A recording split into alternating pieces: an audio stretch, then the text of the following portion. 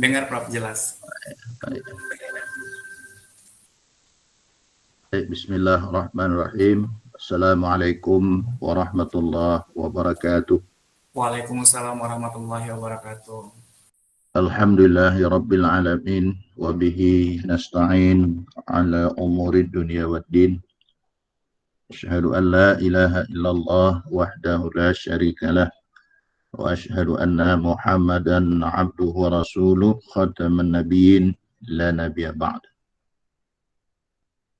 Yang saya hormati para peserta pasca sarjana yang mengambil mata kuliah Al-Quran dan ilmu pengetahuan. Pada hari ini kita masuk pada sesi atau kuliah keempat. Kita coba menelaah apa saja perintah Allah Subhanahu wa Ta'ala berkaitan dengan ilmu pengetahuan.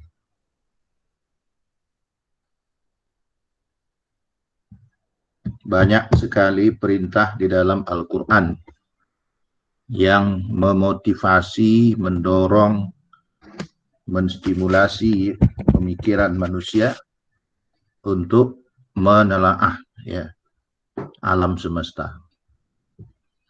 Yang paling populer itu adalah ayat yang diturunkan pertama kali, Iqra.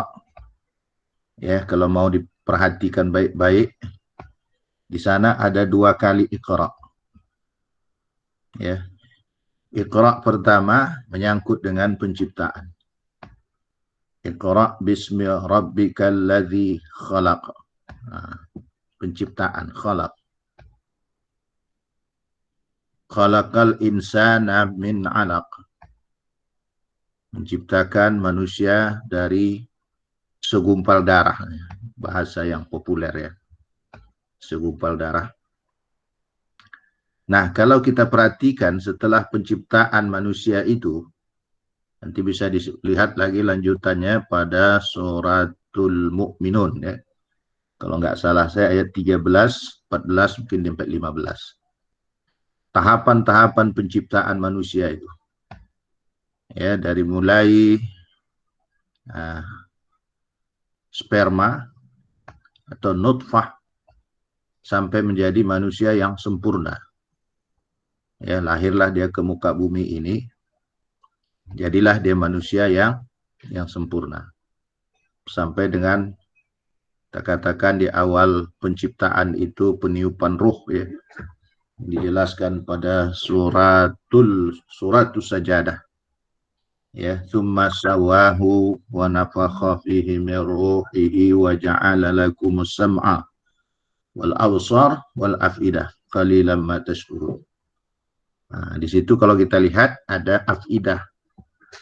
Nanti bisa dilihat apa makna afidah yang lebih dalam. Saya sepintas melihat dalam tafsir Ibnu Katsir mengatakan itu akal, dalam tafsir At-Tabari mengatakan itu hati. Terserahlah istilah, tapi itu adalah komponen manusia yang bisa merasakan, bisa menghayal, bisa bertafakur, merasakan sesuatu. Itulah afidah. Qalilan ma tashkurun, sedikit sekali mereka yang bersyukur. Jadi proses ayat pertama itu adalah proses penciptaan. Masuk Iqra yang kedua. Ini yang menarik juga ini.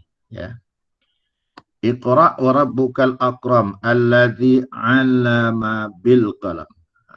Iqra yang kedua menyangkut dengan 'allamal insana ma lam ya'lam. Menginstalasi ilmu pengetahuan, ilmu ke dalam diri manusia. Jadi rupanya kalau hanya diciptakan sebagai manusia, daging, tulang ditambah dengan ruh, belumlah berkualitas, belum bisa berfungsi sebagai manusia sebenarnya. Tapi ketika Allah katakan 'allamal insana ma lam ya'lam, mengajarkan manusia apa yang dia tidak tahu. Nah, jadi hakikat pengajaran ini sebenarnya Allah Subhanahu wa taala, manusia itu hanya sebagai perantara saja. Termasuk yang kita lakukan ini. Nah, jadi walaupun apa buktinya Allah itu yang mengajar, siapa yang dikehendaki Allah dengan ilmu itu dia dapat, siapa yang tidak tak dapat. Jadi walaupun kita duduk sama-sama dalam satu kelas, sama dosennya, sama referensinya, sama waktunya, ketika di ujian tidak sama. Ya kan? Itu sudah kita rasakan itu. Ya, bertahun-tahun kita belajar tidak sama. Kenapa tidak sama? Karena ilmu itu karena izin Allah. 'Allamal insana ma lam ya'lam. Ini menarik sekali nih ya.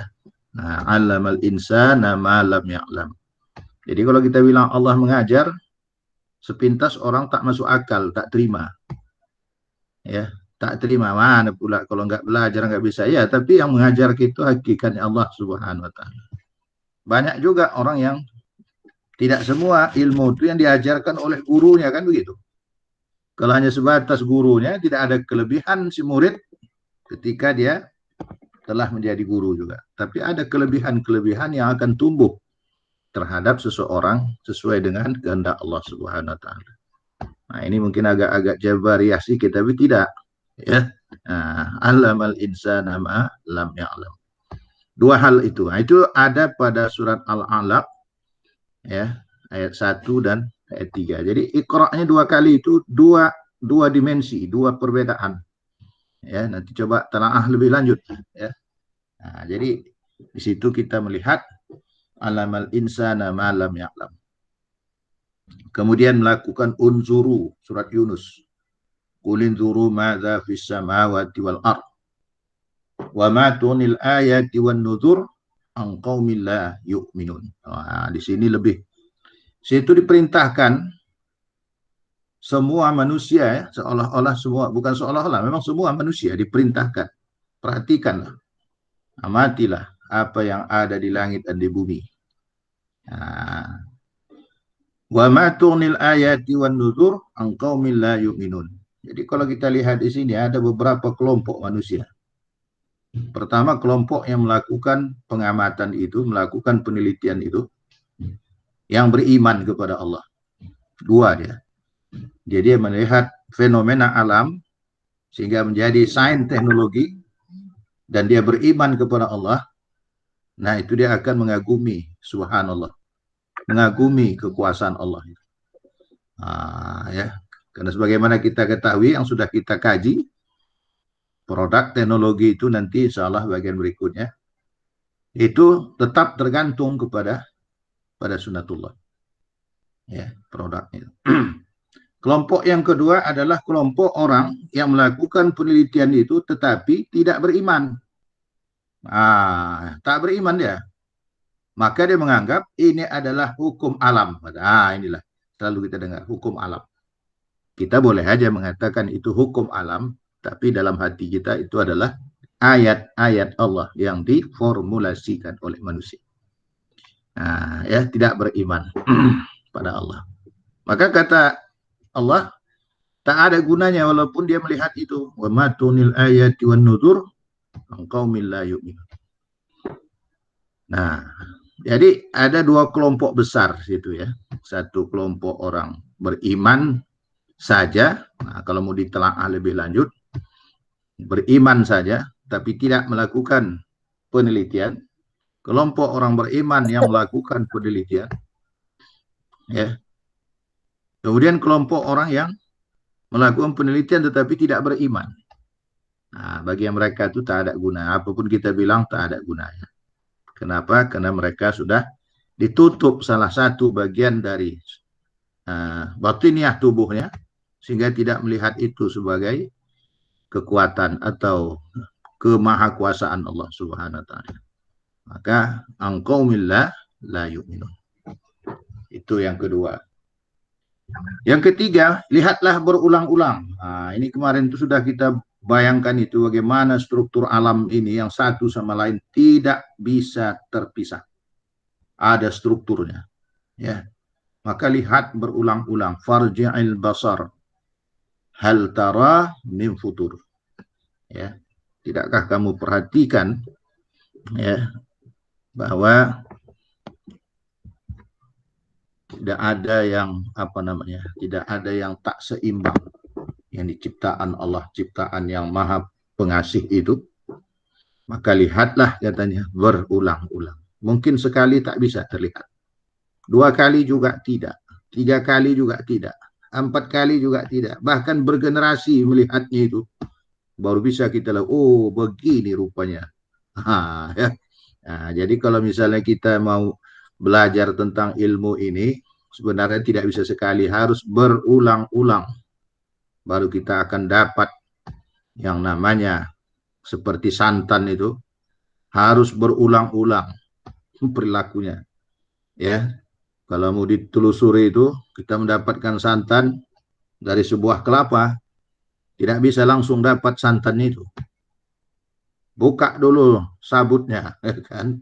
Buka sabut bagian luar, masih ada tempurungnya, kan?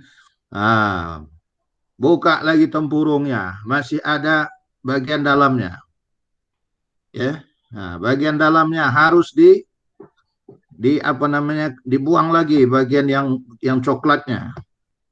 Sudahkah dapat santan? Belum. Baru dapat kelapa, isi kelapa, ya. Diparut lagi atau digiling. Sudahkah dapat santannya? Belum. Harus diperas lagi. Setelah diperas, apakah sudah dapat santan? Tidak. Pisahkan lagi. Ada bagian cair, ada bagian santan. Disitulah baru kita, oh inilah namanya santan. Tapi kalau hanya sekali saja, ya mungkin tidak bisa kita lihat itu. Begitu juga hukum alam ini. Maka tak banyak perhatian. Ya, hampir-hampir jarang diperhatikan, hampir-hampir jarang dibahas. Padahal itu kenyataan kita adalah ayat-ayat yang dapat kita lihat yang lebih lebih transparan, ya, lebih transparan untuk melihat kekuasaan Allah Subhanahu wa taala. Lalu kita masuk, kalau sudah begitu apa? Didoronglah hati itu untuk melakukan tafakkur. Wa yatafakkaruna fi khalqis samawati wal ardh. Surat Ali Imran ayat 191. Nah, itulah ya, ini ayat ini tadi sudah ada ya. Kita bisa lihat, coba lihat satu objek yang pertama tadi, Iqra, penciptaan dan pengajaran ilmu. Jadi saya dulu waktu masih kecil-kecil lah, masih SD. Orang tua saya itu mengajarkan kalau kepada guru itu harus betul-betul betul-betul hormat lah, begitu kira-kira. Sampai ke perguruan tinggi itu terbawa, tak berani saya mengucapkan sesuatu kepada guru. Jadi ada satu dosen saya, memang kalau mengajar itu, dalam hati saya pun begitu, sama kawan-kawan. Tapi kawan-kawan itu langsung membuat semacam statement.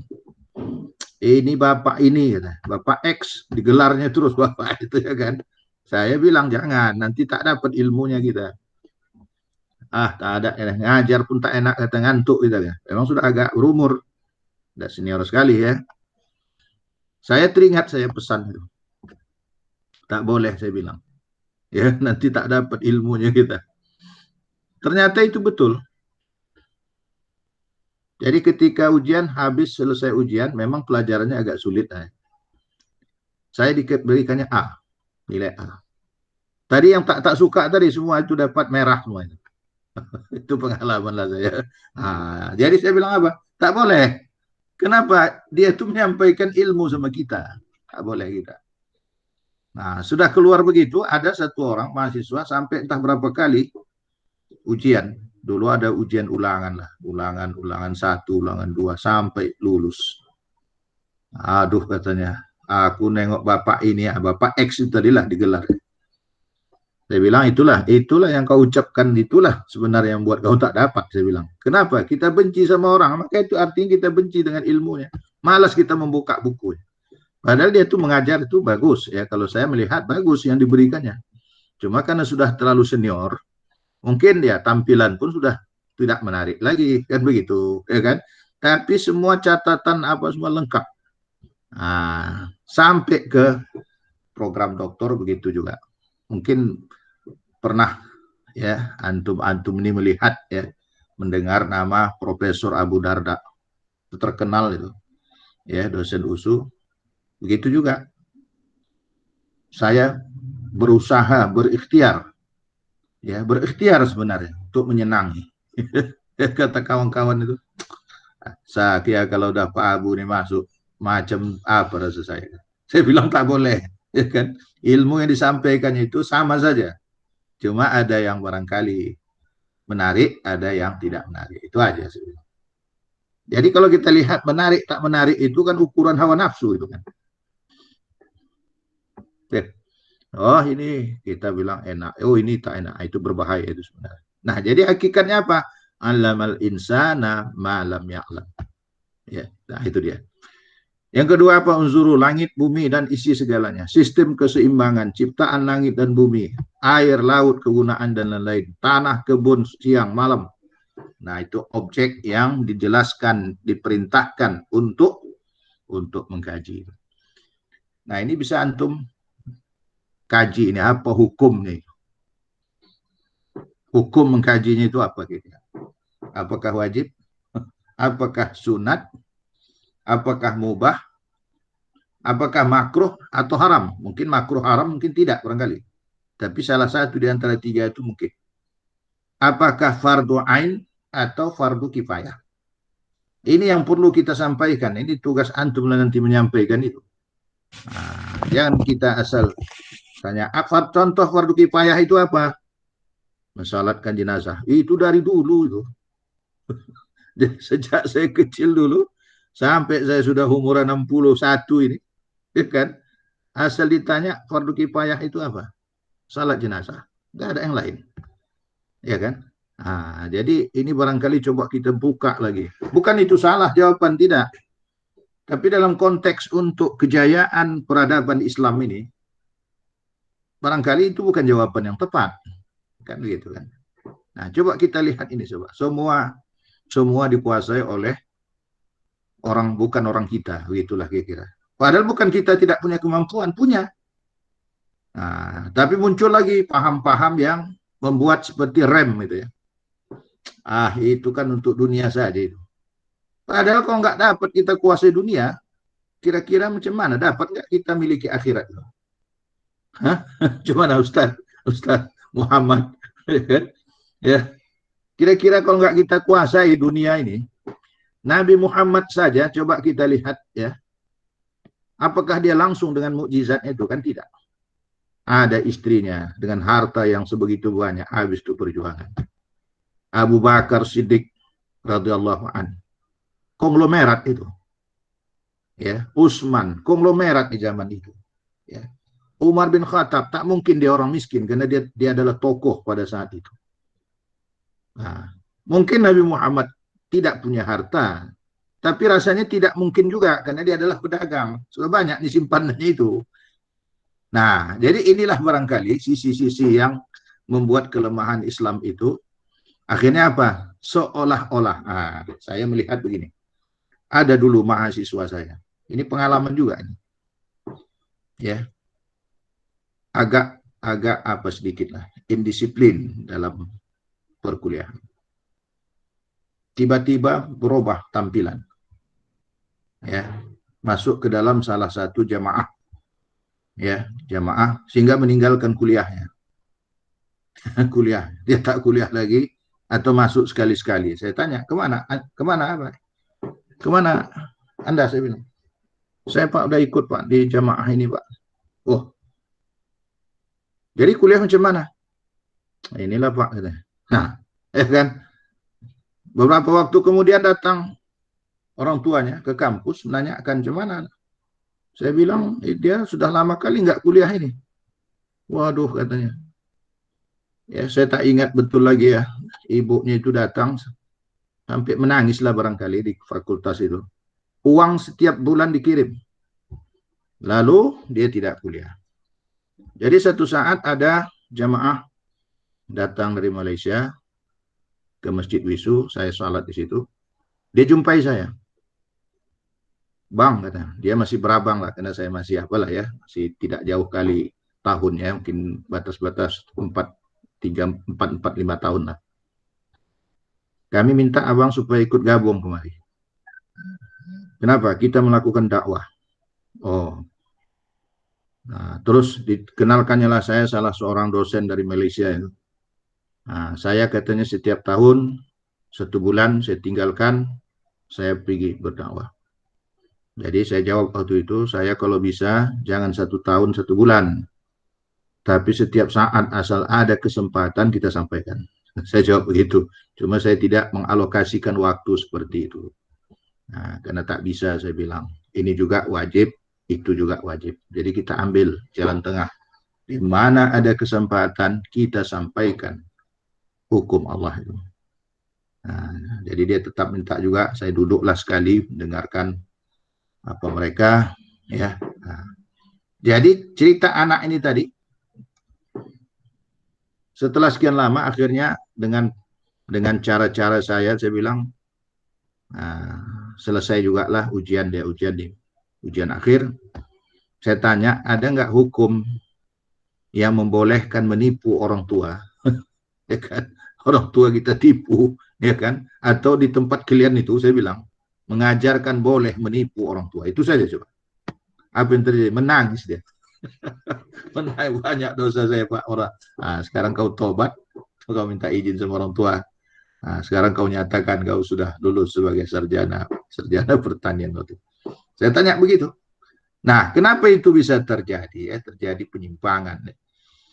Kalau kita lihat di situ, ya itu tadi paham yang mengganggu, menghambat, ya. Padahal kan tidak ada salahnya kalau dia secara simultan dikaji tentang itu. Itu juga kita perdalam, di sini juga kita lakukan. Nah, itu dia. Baik, bisa lanjutkan. Di perintah ya. Nah, jadi nanti kaji dari segi fikih apa hukum-hukumnya masing-masing. Nah, oke, lanjut siapa ini? Nah, ya. Berarti orang yang melakukan penelitian secara cermat, nah, berdasarkan pada istilah-istilah di atas tadi, perintah-perintahnya, berarti orang yang melakukan penelitian secara cermat, mendalam, dan bersinambungan terhadap fenomena alam tersebut pada dasarnya ada telah menjalankan perintah Allah. Nah, tinggal dia tadi, apakah niatnya karena Allah atau hanya untuk mencari kalau dosen. Nah, ya kan? Atau mencari proyek pelatihan. Nah, itu tinggal niat. Tapi itu pada hakikatnya adalah menjalankan perintah Allah. Dulu ada namanya Profesor Andi Hakim Nasution. Ada salah seorang mahasiswa, mungkin program doktor, entah program S2, itu saya nggak ingat lagi, menulis. Nah, kalau kita rajin menulis, kita akan mendapatkan Wah, beberapa hari kemudian keluar tulisan Profesor Andi Hakim Nasution. Saya ingat betul sampai hari ini. Keluar tulisannya, di bahasa kita di Medannya dihantamnya habis-habisan. Manusia yang berpaham tujuan untuk mendapatkan itu adalah manusia yang tidak sebenarnya menegakkan kebenaran. Kenapa? Menulis, meneliti itu adalah dalam rangka membuktikan, menegakkan, dan menyebarkan kebenaran ilmiah. Nah, wah dia kasih nasihat tajam lah ya. Nah, jadi manusia-manusia yang kelompoknya seperti itu manusia yang tidak bisa membangun sebuah peradaban. Ya, nah itu dia. Jadi penelitian ini ya, makanya kalau kita lihat karena menggunakan akal di sini sangat berat, ya orang mencari jalan pintas. Saya tidak bisa membayangkan, ya ada profesor, ya mudah-mudahan Allah ampunkan kita, ya selamatkan kita, selamatkan dia, yang disertasinya dibuatkan orang. Saya kadang-kadang kalau sekarang ini sudah umur segini, saya kan berpikir merenungkan itu. Wah ini kayak mana ini ya? Kemudian untuk mendapatkan gelar profesor menggunakan artikel orang lain, jadi dan sepintas kita lihat di tengah masyarakat sukses sekali gitu, sangat sukses menurut ukuran dunia. Tapi begitulah jembatan yang diciptakannya untuk mencapai gelar-gelar, ya, gelar-gelar duniawi itu. Nah, padahal ini adalah berkaitan dengan perintah Allah Subhanahu wa taala. Orang yang semacam ini juga memiliki kemampuan memformulasikan sunatullah menjadi ilmu, pengetahuan, dan teknologi. Inilah dia, ya kan? Sunatullah tuh, ya, itu ibarat macam mutiara yang bersebaran di mana-mana. Ya, siapa yang bisa melihatnya, tentu tidak bisa melihat dengan mata kepala. Mata kepala tambah akal, ya, tambah kemampuan metodologinya. Jadi melihatnya itu melihat dengan akal dan memancingnya dengan menggunakan metode ilmiah, metode ilmu pengetahuan. Inilah para ilmuwan dulu, para di zaman-zaman keemasan Islam, di awal-awal peradaban itu berkembang. Nah, sehingga Islam itu menjadi pusat peradaban dunia, sehingga Barat pun sebenarnya mencuri numpang hidup dari Islam, kebangkitan Islam itu tidak lain karena mereka adalah pemikir-pemikir, ilmuwan-ilmuwan, peneliti-peneliti yang sangat dikagumi pada saat itu.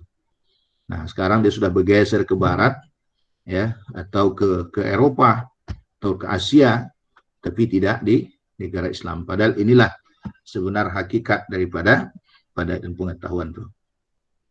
Bagi orang beriman, kegiatan akal ini, nah ini kegiatan akal ini kan, dapat membangun dan mendorong pikiran menjadi zikir kepada penciptanya. Orang beriman. Ya. Nah, jadi kalau orang tak beriman, dia sekarang untuk hidup saja. Sehingga ada seorang nama Ibnu Hayyan, kalau nggak salah saya, di dalam salah satu buku yang bicarakan tentang filsafat sains itu, apa katanya? Dia diperintahkan untuk membuat racun karena dia ahli kimia. Dia tidak mau. Kenapa? Kalau racun itu pasti gunanya untuk membunuh. Tidak mungkin racun itu untuk menyehatkan. Dia tidak mau membuat yang seperti itu. Nah, sekarang dia kritik negara-negara maju, terutama negara-negara penjajah itu, mereka membuat mesin-mesin perang. Nah, tujuannya untuk apa? Tidak lain kecuali untuk membunuh manusia di muka bumi. Maka itu tidak sesuai menurut Islam. Nah, jadi kalau Islam ini menguasai dunia, itu maka dikatakan dia keselamatan. Ya, selamat orang itu dibuatnya. Tapi kalau kafir ini memimpin dunia, nah ini akan terjadi hancur-hancuran. Ya, karena keinginan mereka adalah ingin menguasai dunia, ingin menguasai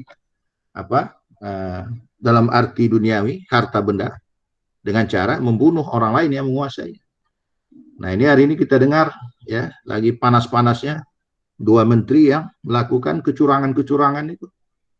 Ya kan? Nah, itulah, seperti itulah. Satu kafir, satu berkawan dengan kafir. Nah, sekarang dia minta lagi supaya diampunkan lagi pajaknya. Nah, itu bisa kita lihat komentar-komentar orang yang masih lurus memandang hak dan kewajiban warga negara. Nah, itulah dia. Ya. Nah, itu yang macam itu harus diperangi. Ya, bisa digantikan, kita mempersiapkan diri untuk menggantikan yang seperti itu. Baik, lanjut. Lanjut, Pak Ustaz Surya. Bentar ya, Prof ya. Ada kesalahan teknis. Ustaz Irfan.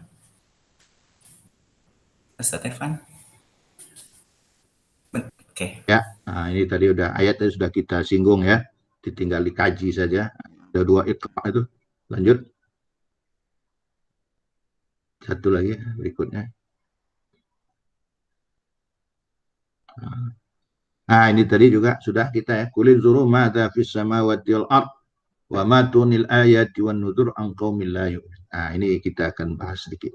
Wa fil ardi qita'un mutajawiratu wa jannatum min a'nabi wa zar'in wa nakhilin sinwanu wa ghairu sinwani yusqa bima wahid wa nufaddilu ba'daha ala ba'd fil ukul inna fi dzalika la ayatil liqaumi yaqilun. Nah, ini. Ya, kalau kita mulai dari ujungnya, pada demikian itu terdapat tanda-tanda orang kaum yang berpikir. Ya, kalau dia berpikir, kalau dia tak berpikir nggak ada tanda-tanda. Apa itu? Di bumi itu terdapat bagian-bagian yang berdampingan.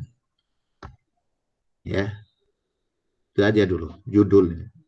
Di bumi terdapat bagian-bagian yang berdampingan. Bagian-bagian yang berdampingan itu apa kira-kira objeknya? Nah, ini.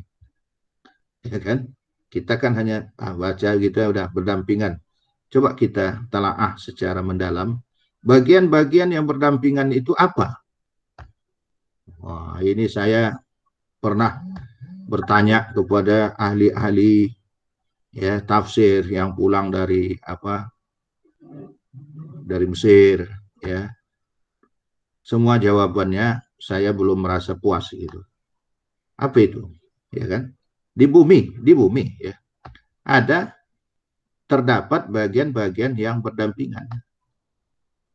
Nah, lalu terakhir saya jumpailah Al-Mukarram Bahrum Ahmad. Beliau itu kan hafiz Quran ya. Ya, kalau dia jadi juri MTQ itu dia matanya tak kemana-mana. Sampai saya bilang apa Ustadz itu? Nah, seorang baca Quran dia tak menyimak. Saya bilang ya kan. Waktu masih kecil masih apa? Dia tak menyimak. Tahu-tahu dia kasih nilai kan. Nah, rupanya beliau itu hafiz ya, hafal Quran. Satu saat saya berjumpa dengan beliau ini.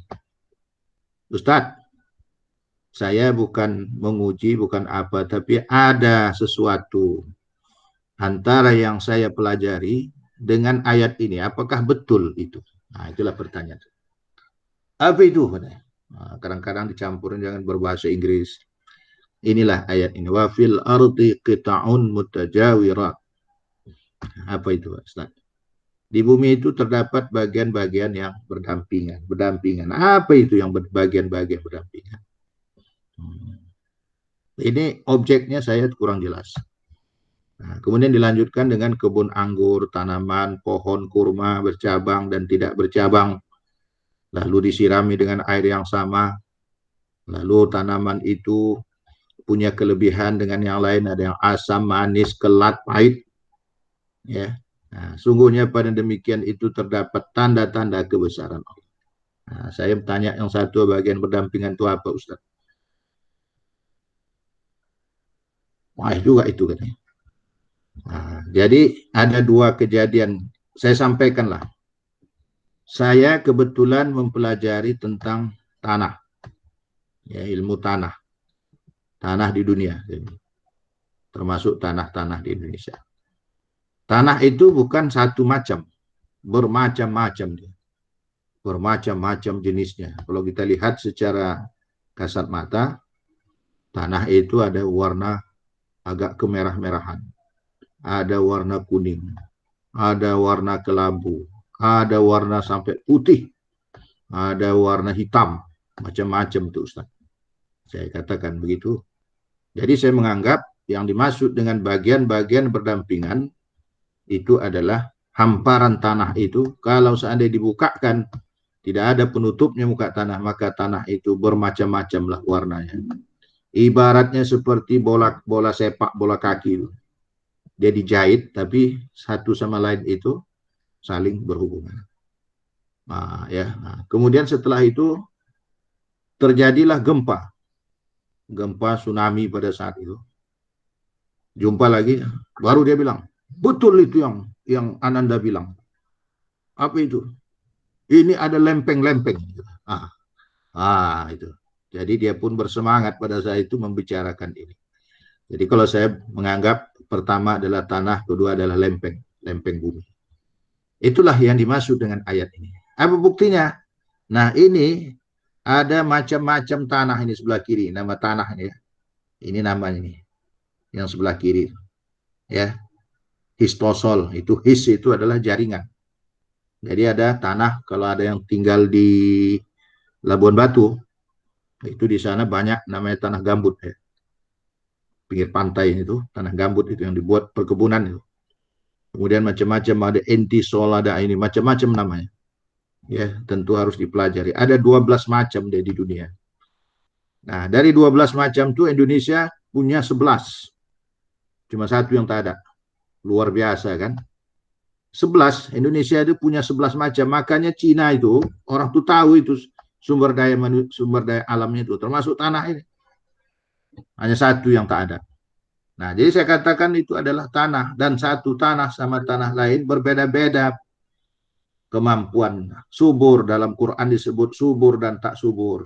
Tapi akal kita bisa menelaah lebih dalam dari itu. Yang tak subur itu bagaimana supaya dia subur? Nah, itulah akal manusia. Wah, ada bersemangat asal jumpa. Wafil ardi qita'un. Wah, itu dia sebutkan itu. Wafil ardi qita'un. Allahu Akbar ya. Mudah-mudahan Allah ampunkan dosanya ya. Ya, tempatkan yang sebaik-baik beliau. Nah, inilah ya. Jadi ini ada 200 juta Indonesia ya. Indonesia itu punya 200 juta hektar. Tapi 200 juta hektar ini menurut informasi kita sudah dikuasai oleh bukan pribumi 70%. Nah, ini tadi yang kita kaji tadi itu, ya kan? Diambil orang karena kita tidak konsen terhadap itu. Bayangkan kalau sudah 70% diambil dari 200 itu, ya, itu sudah 200 juta, 140 juta hektar sudah milik orang. Ya, sudah milik orang itu. Tinggal 600 juta hektar. Tinggal 60 juta hektar lagi lah. Nah, kita bayangkanlah itu, kalau itulah yang terjadi, kira-kira umat Islam itu kemana begini? Di mana kesalahan ini? Kalau saya selalu sekarang ini mengatakan, mungkin kita salah memahami Al-Quran selama ini barangkali. Awalnya di situ. Atau tidak sempurnanya kita lebih rendah lagi lah apanya. Belum sempurna kita mengamalkan atau memahami Al-Quran itu dan mengimplementasikan. Sehingga Abdul Qadir Al-Audah itu seorang pemikir ya, pemikir Islam. Dia mengatakan begini, ada tiga hal yang menyebabkan Islam itu tidak maju di dunia ini. Yang pertama adalah umat Islam banyak yang tidak paham tentang Islam. Ini sampai hari ini saya kira kita yakin itu, kan? Nah, cerita produk halal aja pun masih perlu kita sosialisasikan. Itu satu. Ya. Umat Islam dia tidak paham dengan Islam. Kalau sudah tidak paham maka tidak kuat dia berikatan dengan Islam kan? Kalau sudah tak kuat dia berikatan maka mudah dia terombang-ambing. Itulah kenyataan sekarang. Itu nomor satu. Nomor dua katanya, sarjana-sarjana Muslim dihinggapi penyakit sekuler. Jadi ini sebuah mata kuliah yang kalau menurut saya ini sangat baik ya ditelaah ya. Kalau dia tamat IAIN dulu IAIN kan namanya kan, itu Ustadz itu baca doa saja. Itu dia. Kalau dia sarjana teknik, itu tukang buat bangunan saja. Terjadilah sekularisasi. Nah, yang ketiga kata beliau itu, para ulamanya tidak mampu katanya menerjemahkan Islam itu secara konseptual. Nah, mungkin di sini termasuk salah satu bagian. Nah, nanti coba ketika kita membicarakan hukum zakat, sampai di mana batas kita membicarakan hukum zakat? Dari mulai harta yang kita miliki saja, cara mendapatkannya begini, lalu sisanya sekian, maka cara membaginya sekian untuk ini. Selesai. Hanya batas sampai membagi-bagikan saja hukum itu. Ada nggak kita bicarakan? Bagaimana kalau sudah dapat datanya yang menerima zakat misalnya tahun ini misalnya 10 orang, tahun depan yang 10 orang ini menjadi pemberi zakat. Artinya harus melakukan pengelolaan terhadap alam ini. Kan tidak mungkin dia duduk di tempat sejadah itu, lalu datang harta itu, lalu di situ dibagi-bagi, kan nggak mungkin. Nah, disinilah barangkali peranan akal, peranan motivasi Al-Quran ini, sehingga semuanya kita berzakat. Sehingga satu saat tak mau kita lagi. Memang orang-orang yang tidak bernasib sangat baiklah, itulah yang menerima zakat. Coba nanti renung-renungkan. Dan di situ kadang-kadang berdebat pula kita habis-habisan. Ada yang mengatakan 2,5% awal itu profesi harus dikeluarkan, ya kan? Nah, ada yang mengatakan cukup haul dan nisab setelah dikurangi kebutuhan hidup. Berdebat kita di situ, yang menang yang berkuasa, ya kan? Nah, yang menang itu yang berkuasa, bukan yang benar. Nah, kalau saya misalnya sebagai penguasa di satu institusi pemerintahan atau swasta, nah, keluarkan zakat pegawai semua, potong setiap bulan 2,5%. Maka suka tak suka ikutlah itu, ya kan, potong 2,5%. Padahal gajinya cuma 4 juta, anaknya 4. Yang 4 itu kuliah semua. Kalau dihitung-hitung itu makan penyamping itu, apakah ada kewajiban zakat buat mereka seperti ini? Tapi kalau di Arab Saudi mungkin bisa. Guru saja, guru madrasah itu 75 juta gaji minimalnya. Nah, jadi saya mau berangkat ke sana, silakanlah. 75 juta itu di Arab Saudi. Kalau kita ini macam mana coba? Jadi berdebat. Ya, saya bilang kalau saya begitulah sayang Allah itu hukumnya. Kalian pakai dulu, karena itu harta untuk kalian yang sudah aku tetapkan. Dibaca hadis Arba'in, kalau nggak salah, tentang penciptaan manusia tadi. Allah siapkan rezeki, Allah siapkan segalanya. Pakai dulu. Sudah habis dipakai, ada sisanya, cukup setahun, sisanya itu cukup haul jumlahnya, baru diakatkan. Itu kasih sayang Allah datang kita buat di awal. Nah, kalau mau lakukan, saya tak berani juga mengatakan itu tak boleh, karena banyak kali dalil yang saya lihat. Tapi dari segi keadilan, ya, rasa-rasanya masih ada yang perlu didiskusikan untuk yang seperti itu. Berapa gaji yang bisa dizakatkan setiap bulan? Mungkin tak 50 juta satu bulan, bolehlah. Potonglah 2,5% di awal. Nah, itu pun basisnya apakah 50 juta atau dikurangi kebutuhan. Ini di situ berdebat kita habis-habisan. Ya kan? Tapi ketika untuk mencari macam mana harta itu supaya di pihak umat Islam, tak mau kita berdebat. Ya, bahkan harta kita diambil orang dengan cara-cara yang tidak baik umat Islam. Ya, kemarin ada pertemuan majelis ulama Bukerda. Saya lihatlah ada ustadz-ustadz itu banyak kali lah. Tidak banyak lah, tapi masih ada yang merokok yang sampai mukanya itu sudah entah muka apalah namanya, entah masa rokok. Saya bilang sadar nggak kita diambil musuh Islam, harta umat Islam dengan cara meracuni umat Islam. Coba, harta umat Islam diambil musuh Islam dengan cara meracuni umat Islam. Dia jual racun, umat Islam mau, ya, mau membunuh diri, bahkan disebutkannya lagi di situ. Rokok dapat membunuh. Masih tak percaya kita dengan bangga, ya. Nah, masih mau seperti itu. Coba bayangkan macam mana kita tidak kalah begitu. Ya kan? Saya bilang setingkat ulama pun kayak begini, apalagi tadi cerita yang katanya umat Islam banyak yang tidak paham tentang Islam itu.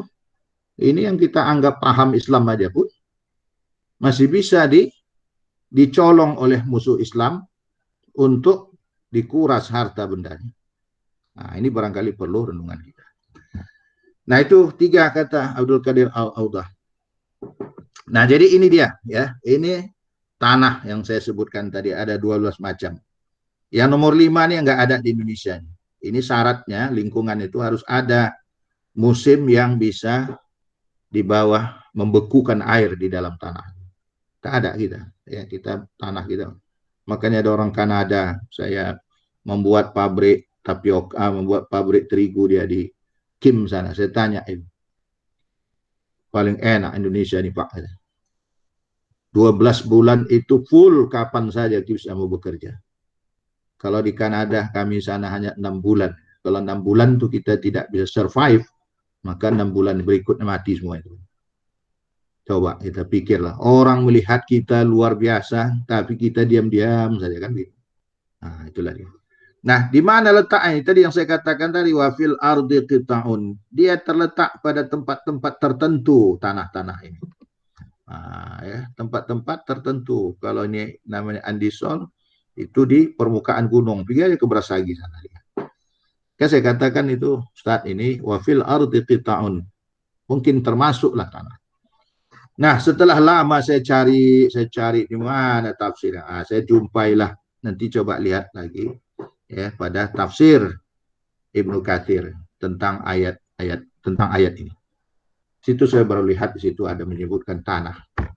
Subhanallah ya. Saya belum pernah baca itu tadi.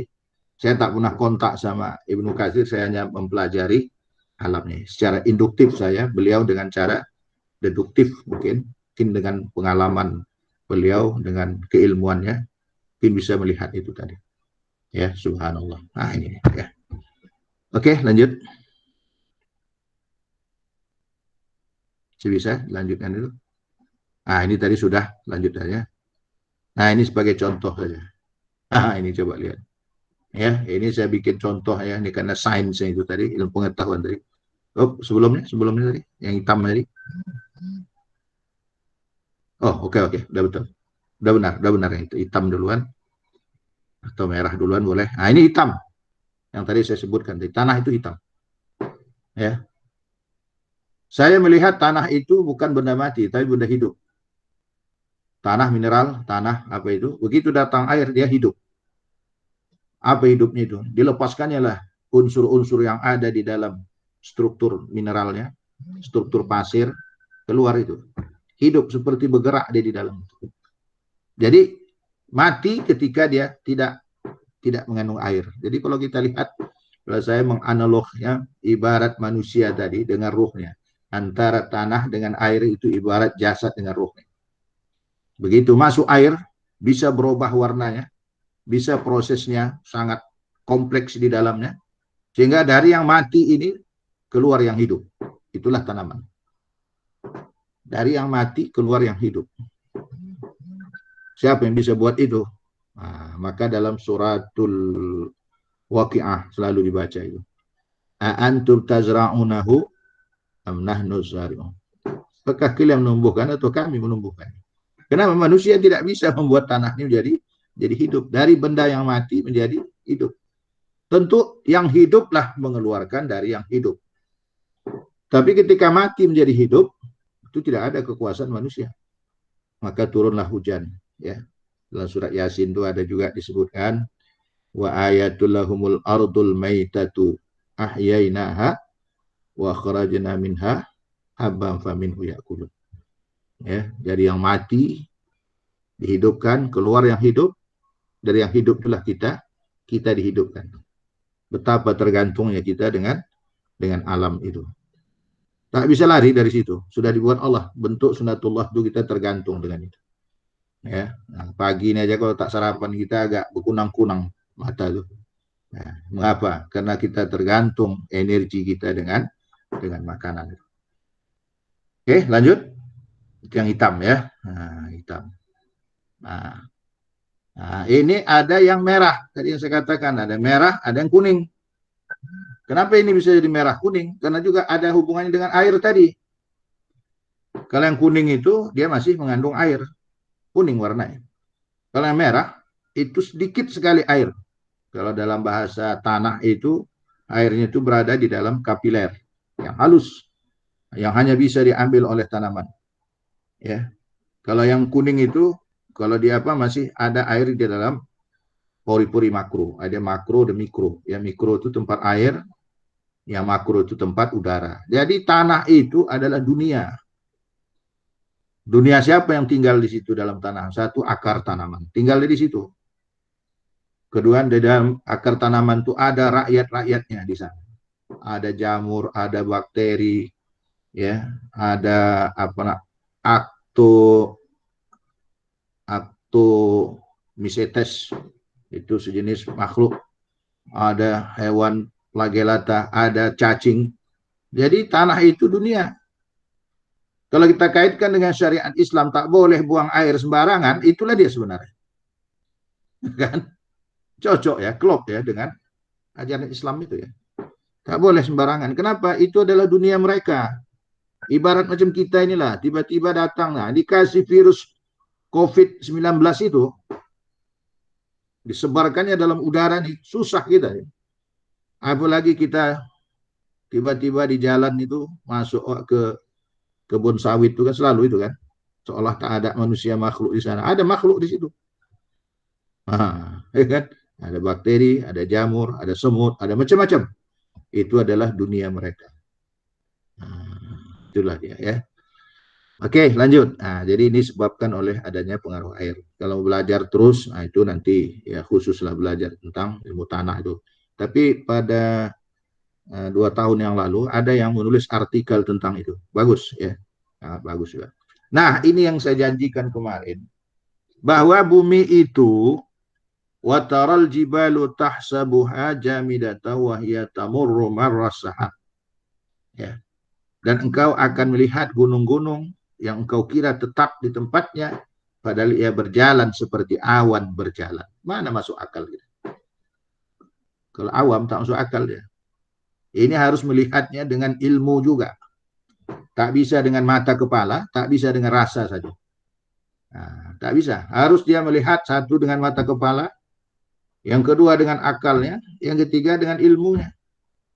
Kalau nggak ada ilmunya tentang geologi, nggak akan percaya dia itu. Harus dia belajar itu.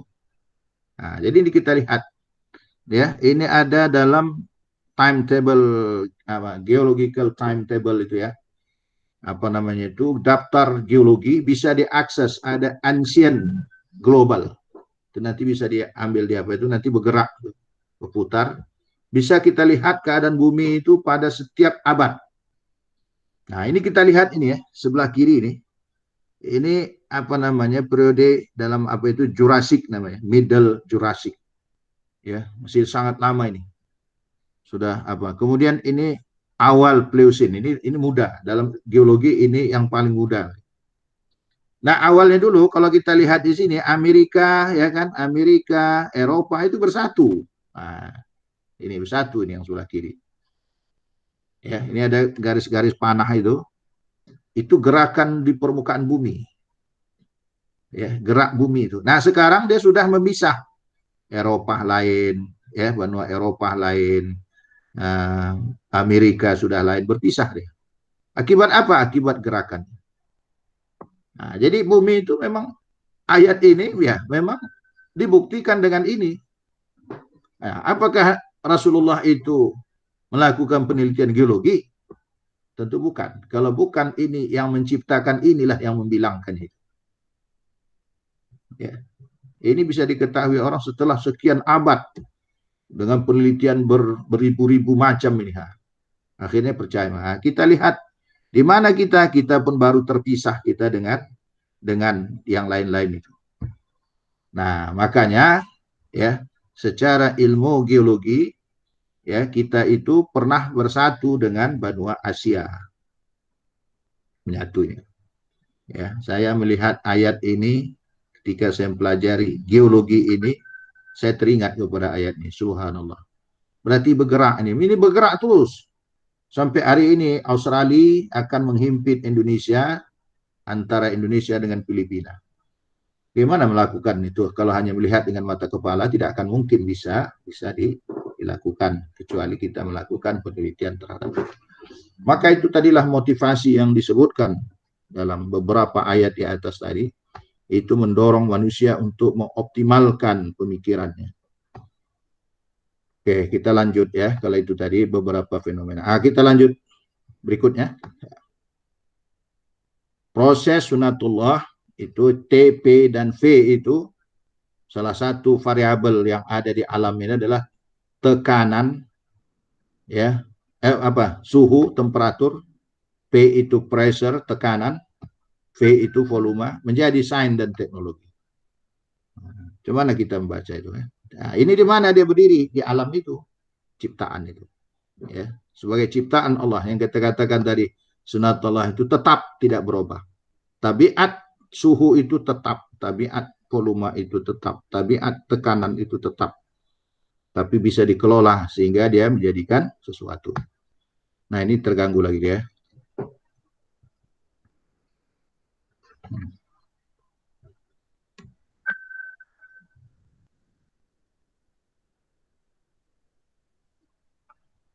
Apanya terganggu udah nggak kelihatan lagi ya.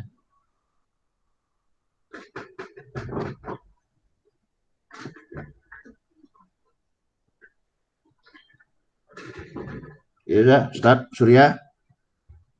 Bismillah.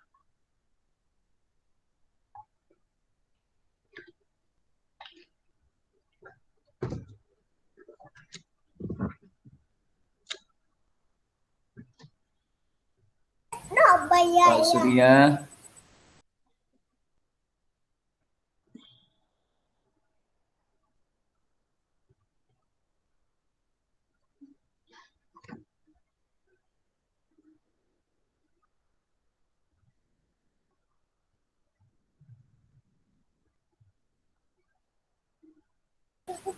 Muncul lagi, Bang. Hilang dia. Hilang dia lagi.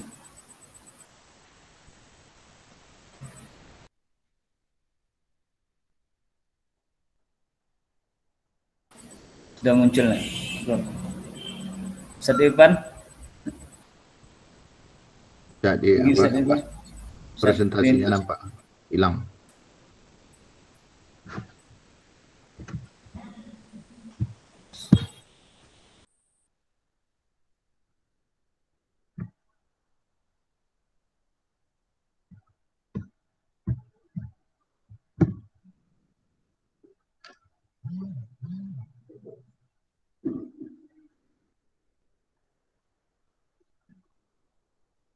Nah, oke. Nah, itu coba digeser satu lagi ya, proses sunatullah. Nah, ini dia. Nah, ini ya kan. Nah, ini untuk membangun zikrullah. Kalau kita orientasi kita pertama itu dulu ya. Nah, ada dampak duniawinya, itu adalah manfaat daripada tujuan akhirat itu lebih baik daripada tujuan dunia. Nah, ini kita terjemahkan lain, ya kan? Nah, sehingga kita anggap, oh ini dunia. Tidak, untuk sampai ke sana harus kuasai dulu dunia ini, ya kan? Nah, jadi kalau ini kita lihat, pertama adalah ciptaan Allah. Ya, apa itu? Matahari, udara, angin, awan, hujan, bumi, tanah, mineral-mineral dan lain sebagainya. Ya. Nah, benda-benda itu secara fungsional satu sama lain artinya berhubungan. Nah, itu kita bahas ini ya. Satu fungsional Quran surat Ali Imran ayat 191, harmoni surah Al-Mulk yang tadi kita bicarakan. Ya, deskripsi menurut Al-Qur'an tentang ciptaan ini. Kemudian akal manusia, nah, ini masuk akal, maka Allah ciptakan akal, maka akalnya harus dijaga bagus-bagus. Nah, jangan diracuni dia. Ini ada pula lah Ustadz tempat saya, memang Ustadz itu mau naas dia waktu itu ya. Ceramah dia, berceramah tak ingat lagi namanya karena nggak saya ingatkan kali ya. Ceramah habis ceramah duduk samping saya, keluar pula lagi Samsu merah. Ya, Ustadz rokok saya bilang. Iya. Pak Prof, saya kalau tak merokok, tak apa inspirasi saya. Oh, tandanya Ustadz rusak berat itu saya bilang. Habis tak jadi dia merokok merah-merah muka. Berhenti Ustadz saya bilang. Salah itu. Paham yang salah itu. Nah, kenapa? Akal itu sudah rusak dia. Dulu almarhum Profesor Lahmudin Nasution termasuk apa itu. Tapi kalau sudah di depan saya itu tak berani dia. Tak berani dia. Nah, asal masuk dia dulu saya masih PR1 di masuk dia. Nah, pernah satu kali kami tak izin. Tak bisa lagi nih. Nah, coba bayangkan ketergantungan itu. Saya bilang berarti sudah ada Tuhan kita yang lain tuh selain Tuhan Allah. Saya bilang. Ya kan? Mudah-mudahan Allah ampunkan semua, ya kan? Nah, lalu akal manusia diperintahkan apa tadi? Tadi untuk membaca, melakukan intizar, tadabur, macam-macam terhadap ini tadi. Nah, tidak hanya sebatas melihat.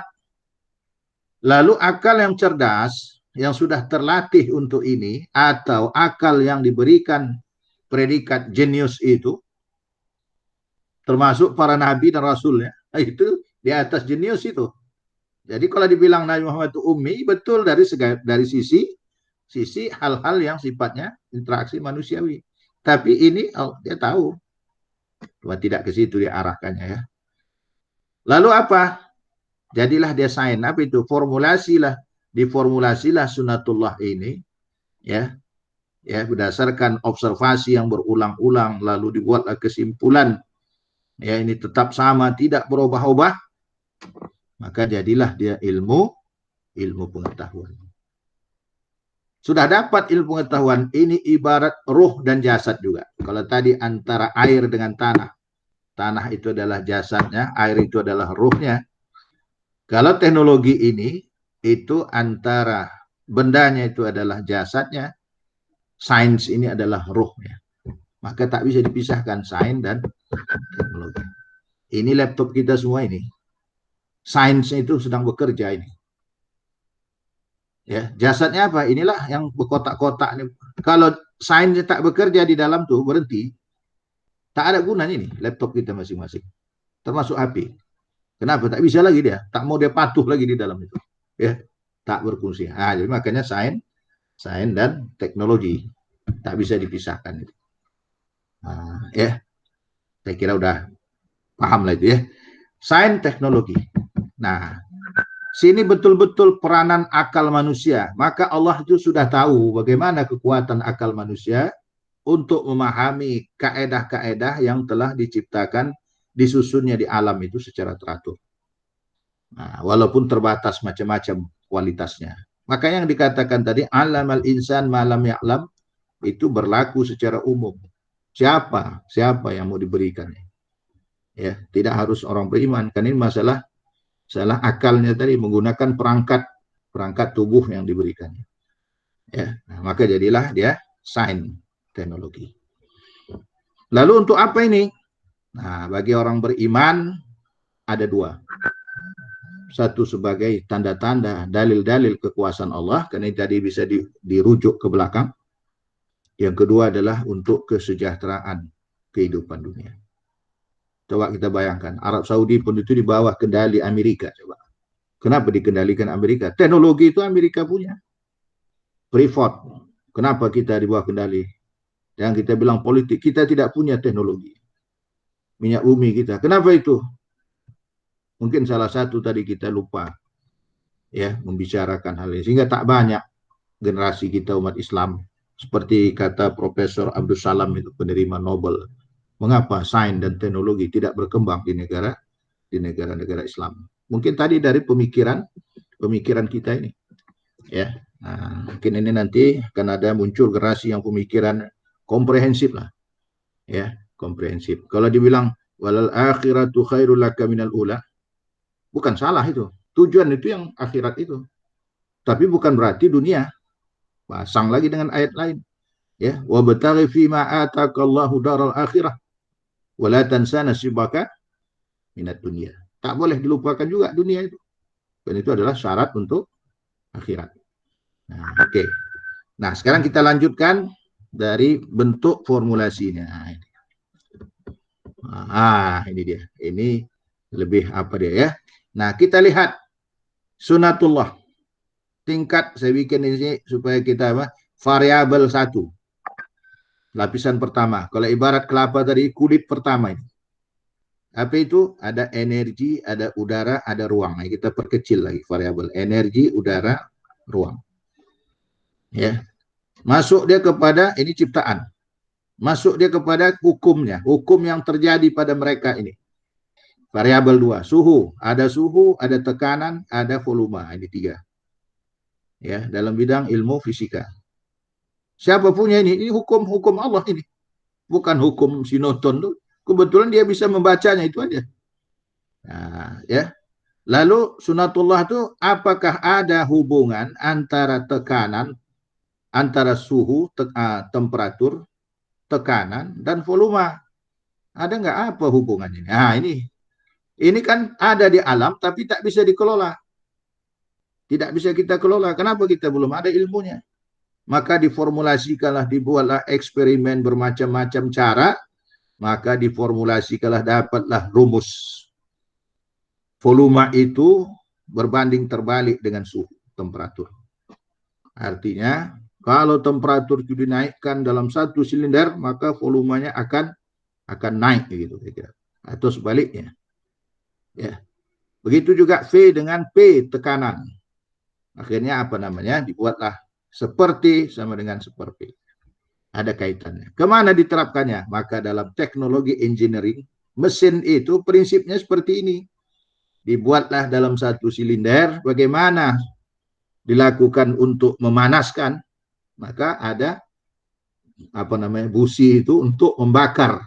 Apa yang dibakar? Itulah bahan bakar itu dibakar dalam apa nanti, insyaallah ini coba kita lihat nanti.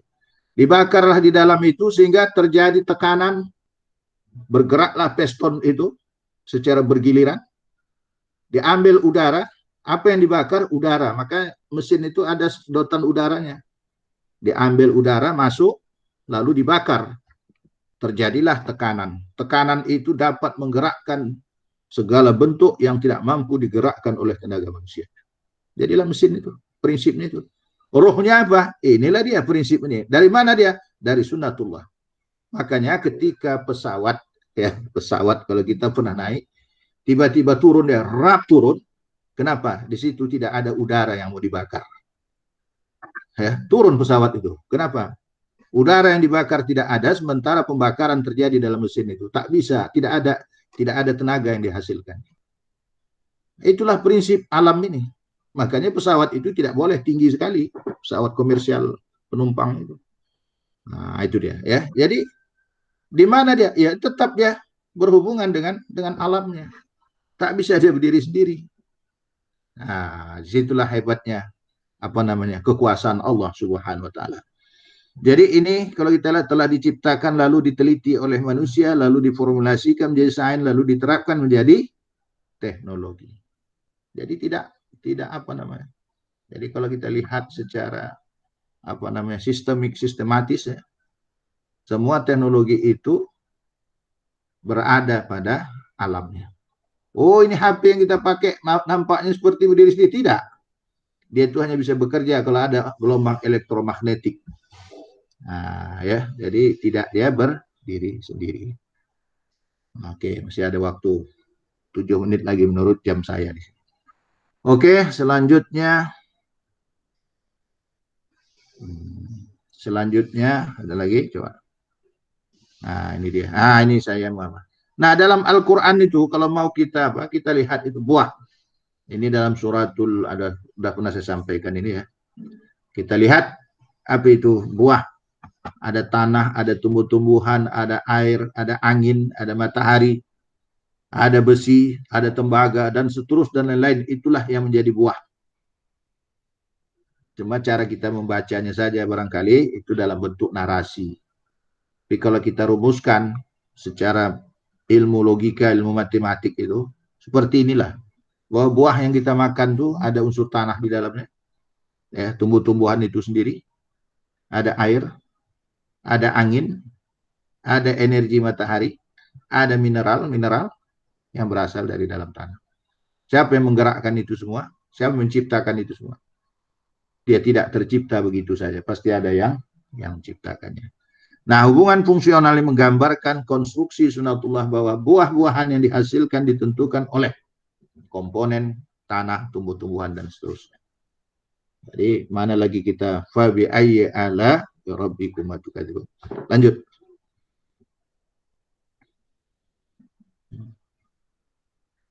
Berikutnya adalah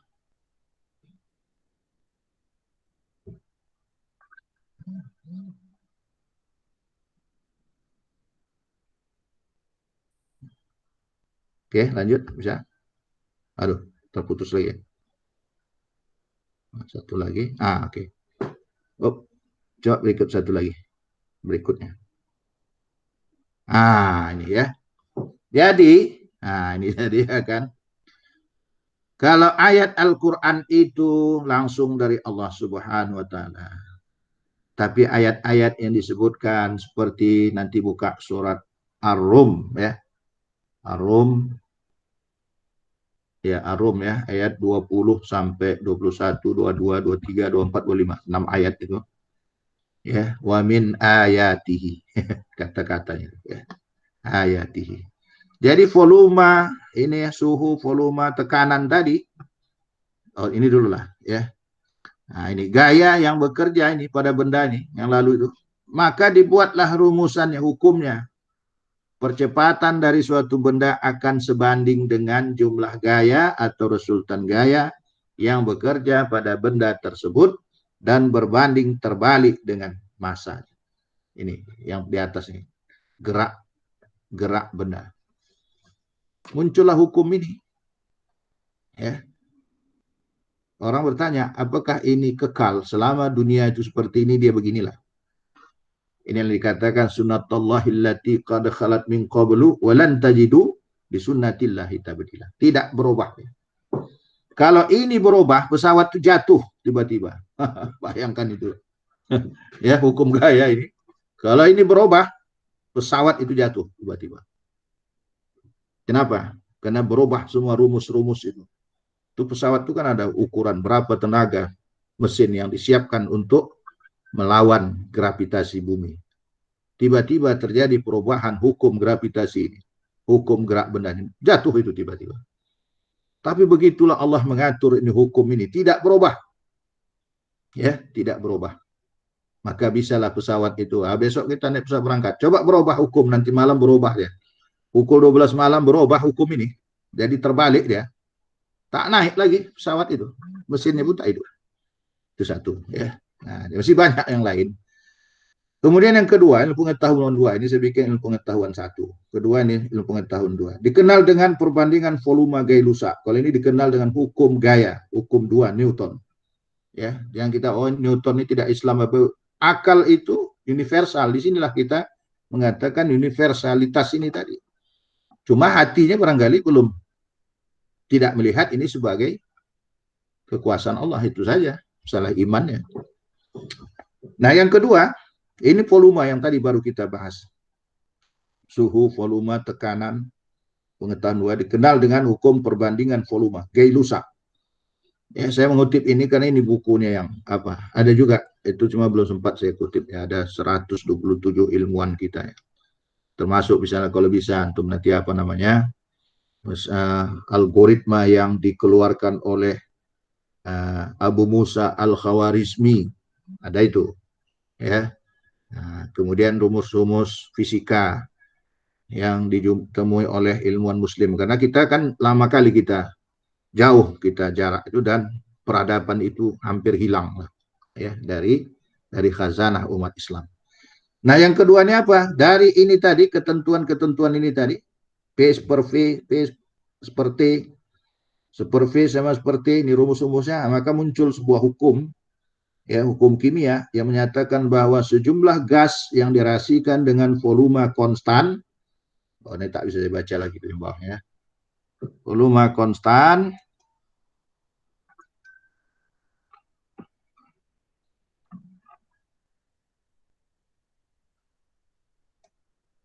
ya, volume konstan itu berbanding lurus dengan nilai suhu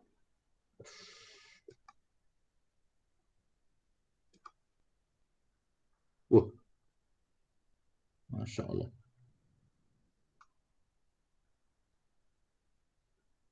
Allah.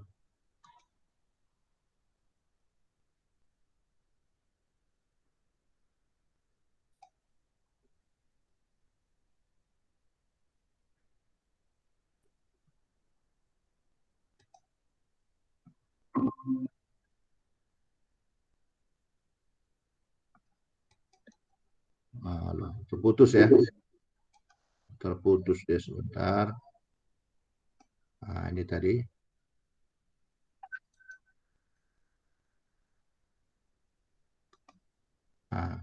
Kalau di atasnya bisa.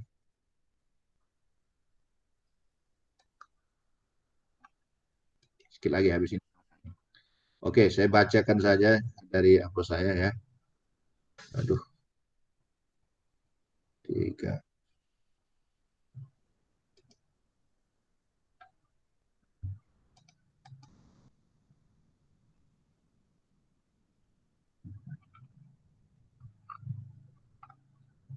Sampai pada kesimpulannya ya. Ini ya, sebuah hukum kimia yang menyatakan bahwa sejumlah gas yang direaksikan dengan volume konstan atau tetap akan berbanding lurus dengan nilai suhunya. Saat suhu gas dalam sebuah wadah yang tetap ya, dinaikkan, maka tekanan dari gas tersebut akan ikut meningkat. Nah, jadi tekanannya meningkat, maka itulah yang membuat mesin itu dalam sebuah mesin dalam teknik engineering sehingga mampu menggerakkan benda-benda yang tidak sanggup digerak oleh manusia. Nah, oke, berikutnya adalah berapa banyak hukum-hukum yang seperti itu di alam ini? Nah, itu jawabnya nanti lihat di dalam Suratul Kahfi ayat 105. Ya. Dan surat Luqman ayat 27. Apa katanya di antara itu? Seandainya lautan menjadi tinta untuk menulis kalimat-kalimat Tuhanku, maka pastilah habislah lautan itu sebelum selesai kalimat-kalimat Tuhanku, meskipun kami datangkan tambahannya sebanyak itu pula. Jadi teknologi ini nggak habis-habis ya. Sains itu tidak akan habis sampai nanti dunia kiamat ya. Nah, yang kedua, seandainya pohon-pohon di bumi menjadi pena dan lautan menjadi tinta, ditambah lagi kepadanya 7 laut lagi setelah keringnya, niscaya tidak akan habis-habisnya dituliskan kalimat-kalimat Allah. Sungguh Allah Maha Perkasa, lagi Maha Sana. Jadi itulah dia ya, kalau kita lihat tentang sains ya, yang dalam kaitannya dengan perintah-perintah yang ada dalam Al-Quran itu. Nah, kemudian latihan nanti silakan didiskusikan ya, untuk lebih mematangkannya. Baik, saya kira waktunya sudah lewat 3 menit ya. Alhamdulillah kita sudah bisa selesaikan kuliah keempat. Nah, insyaallah nanti minggu depan kita lanjutkan kembali. Cuma jangan lupa, sudah bisa barangkali sudah ada bayangan tentang Al-Quran Sains Teknologi untuk membuat sebuah risalah ya, yang kita rencanakan di awal untuk melihat bagaimana kemampuan kita untuk mengimplementasikan pengetahuan kita masing-masing. Barangkali demikian, maka mungkin sudah ada yang menunggu dosen lain. Ya, kita tutup pertemuan kita ini. Wallahu a'lam bishawab. Billahi taufik wal hidayah. Assalamualaikum warahmatullahi wabarakatuh. Waalaikumsalam warahmatullahi wabarakatuh.